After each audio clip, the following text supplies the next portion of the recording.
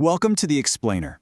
So, you know that feeling when you meticulously tweak your privacy settings, but you kind of suspect they're really just suggestions? Yeah, you are definitely not alone there. Today, we're diving deep into the hidden telemetry pipelines baked straight into the Windows operating system, and more importantly, we're going to explore exactly how you can cut that cord completely using network-level blocking.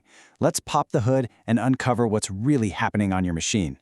Here is our roadmap for today. First, we'll look at the privacy illusion, then telemetry endpoints, the host's file defense, DNS sinkholes, automated tools, and finally, the hard truth. Let's get right into it.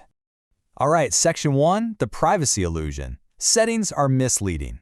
Let's kick things off by completely shattering this myth that clicking off in your privacy menus actually stops your OS from tracking you. The reality? Windows telemetry is a two-tier system. Those toggles you see, they only govern the optional enrichment data. The required baseline data flows no matter what you click. Take this wild revelation from July 2026, for example. The FBI actually tracked a suspect from the Scattered Spider hacking group across 3 different countries, through proxy servers, and even across VPNs. How'd they do it? They used a Windows identifier called the Global Device ID, or GDID. It's this 64-bit identifier assigned server-side the moment you connect a Microsoft account. And Microsoft publicly confirmed a pretty chilling fact. This identifier literally has no off switch. And this transmission chain happens practically the second you connect to the internet. Look at this timeline. Right at 0 seconds, the Windows Live Service phones home and provisions your device. Almost instantly, just 2 seconds in, the connected devices platform registers that ID into Microsoft's device directory service graph. Boom, by 5 seconds, the delivery optimization service is reporting that specific global device ID right alongside your ISP, your city, and your country. It's captured and broadcasted right under your nose. Moving on to Section 2, Telemetry Endpoints, where the data actually goes. Since those built-in UI toggles won't stop this rapid-fire transmission, we have to look at exactly where this data is being sent. If we're going to block the traffic at the network level, we have to know the destination. Your machine is hard-coded to gossip with dozens of endpoints. Your core diagnostic data, like hardware specs and crash dumps, flows continuously over to vortex.data.microsoft.com. Meanwhile, that GDID registration we just talked about, it constantly pings dds.microsoft.com and all its subdomains. And if you have timeline or cross-device syncing turned on, every app you launch and file you open gets relentlessly uploaded to activity.windows.com. It's an incredibly chatty OS, and these are the servers always on the receiving end. Which brings us to Section 3, the host's file defense, the first layer of network-level blocking. To actually win this fight, you've got to intercept that data before it ever leaves your network adapter.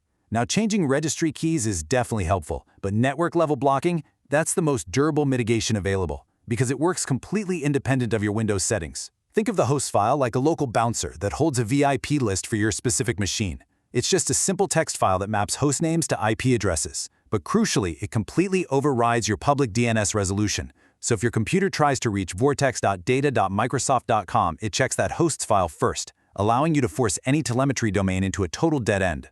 So how do we actually deploy this? Step 1, you dive into your system files, specifically navigating to the etc folder inside System32, and you open that host file as an administrator. Step 2, you take those tracking domains we just looked at, and you map them to 0000.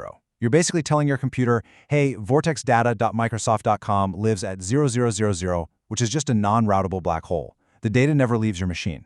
It's a surgical, highly precise block. But step 3 is absolutely vital here. You have to schedule integrity checks. Why? Because major Windows updates have a really nasty habit of silently overwriting this file just to restore their telemetry access. Next up, Section 4, DNS sinkholes, your network-wide defense. If the host file is a bouncer at a single club, we need something a little bigger for those of us with a house full of devices. We need to escalate to a citywide roadblock. Enter the DNS sinkhole. This is a network-wide server, think Pi-hole or AdGuard Home, those are the most popular ones. Instead of configuring every single PC individually, you just set your router to use the sinkhole for its DNS. When any device on your network, your desktop, your laptop, even your smart TV, tries to resolve a known tracking domain, the sinkhole steps in, intercepts it, and drops the request before it even sniffs the open internet. When we compare these two powerful network-level blocks, the trade-offs become pretty clear. The host file? Fantastic, quick, per-machine fix. But, as we mentioned, it requires admin rights and is super vulnerable to those sneaky Windows updates. A DNS sinkhole, on the other hand, is highly maintainable long-term.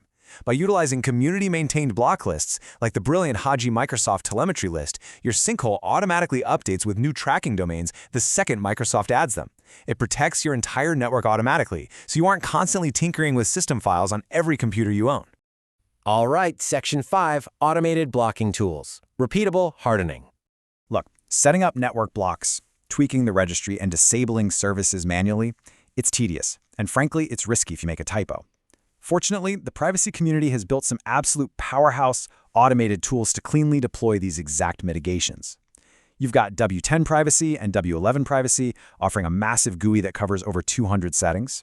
Then there's O&O Shutup 10++, which is legendary for applying recommended privacy profiles with literally a single click. WPD, or the Windows Privacy Dashboard, is amazing because it supports full rollbacks if you accidentally break a setting. But the absolute most targeted tool for our specific network blocking discussion today is the open-source No-GDDI PowerShell toolkit. What makes this no-guided script so fascinating is that it was built directly in response to that July 2026 FBI revelation. It specifically hunts down that unturn-offable GDID reporting chain. It automatically applies the network blocks via your hosts file and your firewall for all those DDS endpoints we talked about. It disables the connected services in your registry. It even audits your current GDID value so you can see exactly what your machine is labeled as under the hood. It essentially automates the exact network and registry hardening we've been walking through today. Which leads us to our final part. Section 6, the hard truth, residual risk. As we wrap up this explainer, we have to be completely honest about your threat model here and what these network defenses can and absolutely cannot do. Here is the reality check.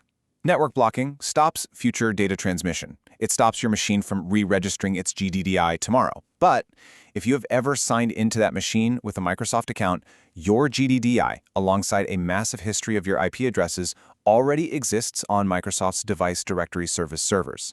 Local mitigations on your PC cannot reach out and delete data that's already sitting on a server farm in Washington. And as we saw with the scattered spider case, Microsoft will absolutely hand that historical data over to law enforcement if they get a subpoena. Because of that reality, for users with super high-stakes privacy requirements, we've got to talk about the nuclear option. If you simply cannot tolerate the existence of an undeletable, cloud-backed hardware identifier, the only truly reliable answer is just don't run Windows. Switching to a solid Linux distribution like Fedora or Debian eliminates the entire Microsoft telemetry tracking stack from the ground up. No GDID, no registry tracking, no hidden transmission chains, just a clean slate. This leaves us with a pretty critical final thought to chew on. We've seen today how tools like the hosts file and DNS sinkholes can forcefully cut these telemetry pipelines. Network-level blocking absolutely gives you your network back. You control the traffic. But considering what data might already be out there and how deeply integrated these identifiers are into the OS, is taking your network back enough to truly give you your privacy back? Something to think about as you configure your own systems. Thanks for hanging out with me on this explainer, and I'll catch you in the next one.